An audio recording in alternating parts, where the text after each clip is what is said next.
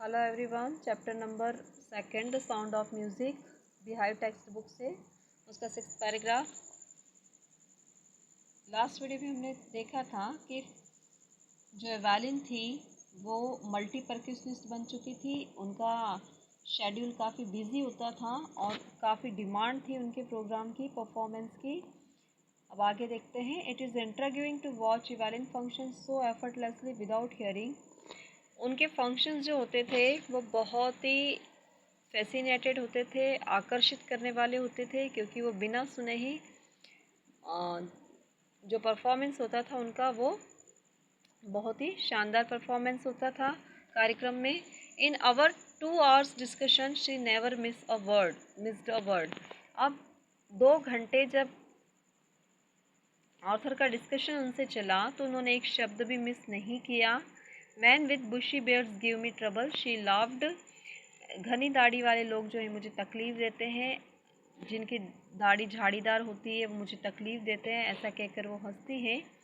चूँकि वो डिफ थी, सुन नहीं सकती थी, इसलिए वो अपनी सारी बात जो है सामने वाले का लिप मूवमेंट देखकर समझती थी कि सामने वाला क्या कह रहा है, उसको स्टडी करती थी और फिर रिप्लाई देती थी। इसीलिए शायद वो कहती है कि मुझे दाढ़ी वाले लोग जो है मुझे तकलीफ़ देते हैं।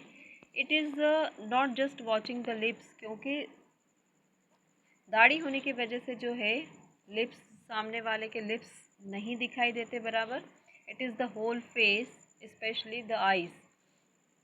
और वो ऐसे बताती है कि यदि आप किसी की बात सुन नहीं सकते और उसे समझना चाहते हो तो सिर्फ केवल उसके होठ ही नहीं देखे जाते, बल्कि उसका पूरा चेहरा, उसके खासकर उसकी आंखें, पूरी उसकी बॉडी लैंग्वेज पढ़ना पड़ती है, तब जाके जो है मैं जवाब दे सकती हूँ। She speaks flawlessly with a Scottish lilt. और वो बहुत ही धारा प्रवाह जो है स्कॉटिश बोलने का जो उनका लहजा है वो उसको बहुत ही धारा प्रवाह बिना रुके जो है स्कॉटिश लैंग्वेज बोलती है। My speech is clear because I could hear till I was 11।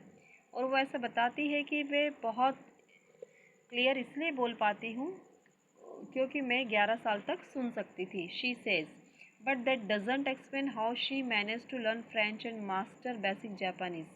किंतु वो इस बात को एक्सप्लेन नहीं कर सकी कि उन्होंने फिर फ्रेंच और जापानीज़ जो है वो कैसे सीखी।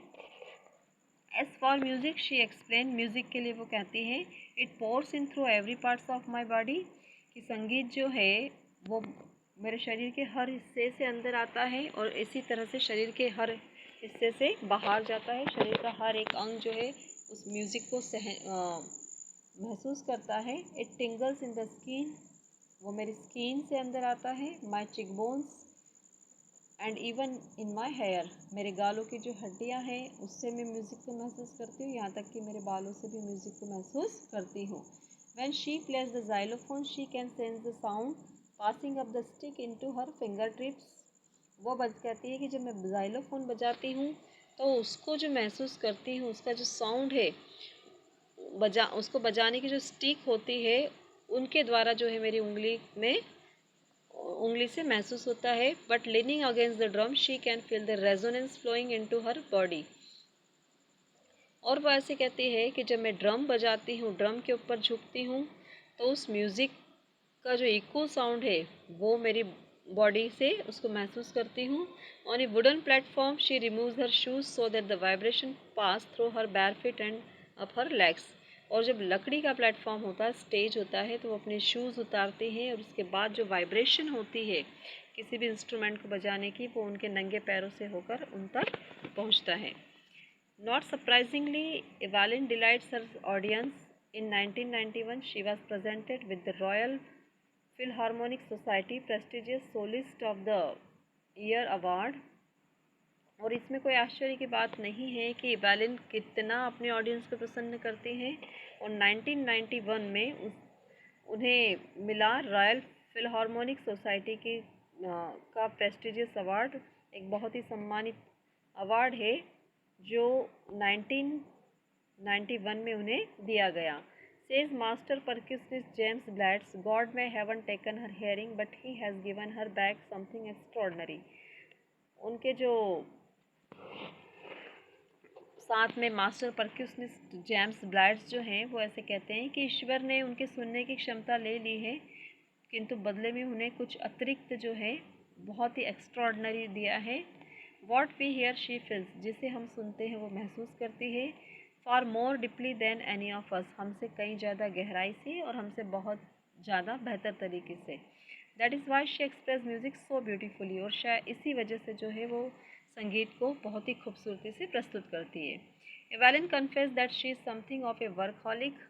एवेलिन जो इस बात को मानती है कि वर्कहॉलिक है। वर्कहॉलिक होता है जो काम के प्रति अत्यधिक लगाव रखता है और अपने काम में काफ़ी व्यस्त रहता है, उसे वर्कहॉलिक कहा जाता है। I have just got to work often harder than classical musicians.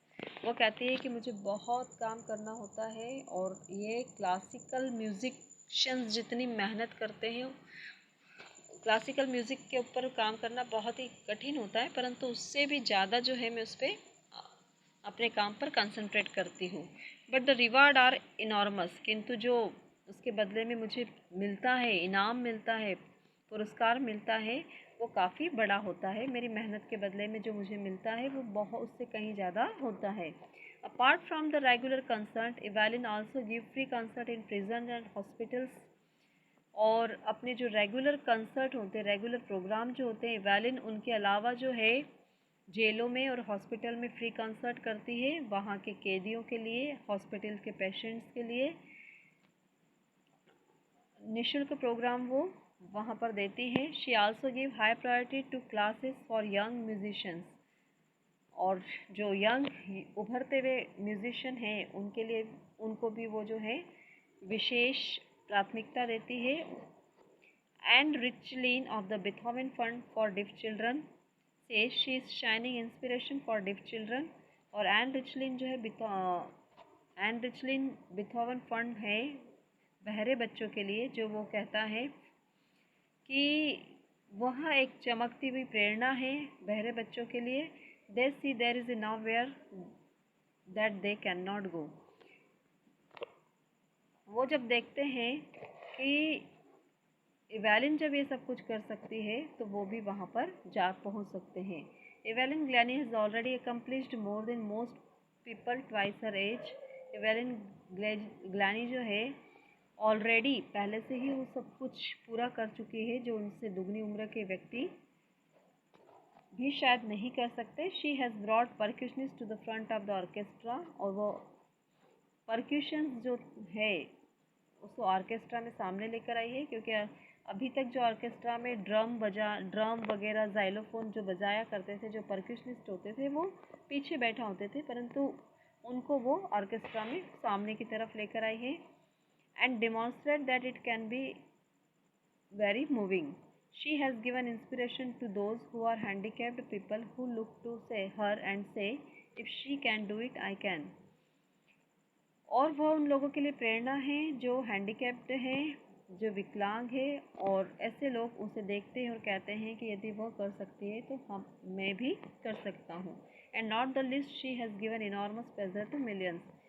और ये कम नहीं है, इतना ही नहीं, इसके अलावा जो है उसने बहुत अत्यधिक प्रसन्नता और खुशी दी है लाखों लोगों को अपने प्रोग्रामों के द्वारा, और कई लोगों की वो इंस्पिरेशन है, प्रेरणा है। तो लेसन हमारा ये ख़त्म हुआ।